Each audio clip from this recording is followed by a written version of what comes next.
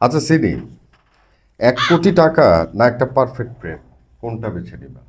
কিন্তু আমার তো দুইটাই লাগবে, টাকাও লাগবে, প্রেমও লাগবে। কিন্তু অপশন এখানে একটা, 1 কোটি টাকা না একটা পারফেক্ট প্রেম। পারফেক্ট প্রেম। কথাটা কি সত্যি বললা?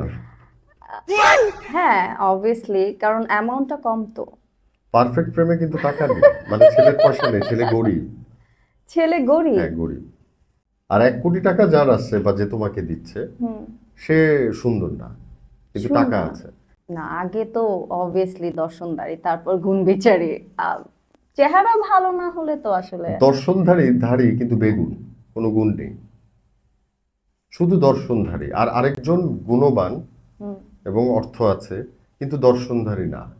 ডিপেন্ডস, কজ কতটা সুন্দর সেটা দেখতে হবে। যদি অনেক সুন্দর হয় তাহলে একটা চান্স নিব, আর যদি এভারেজ হয় দেন বাদ।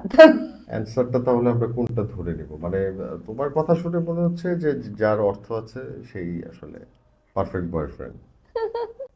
আসলে টাকা ছাড়া কি কিছু হয় লাইফে?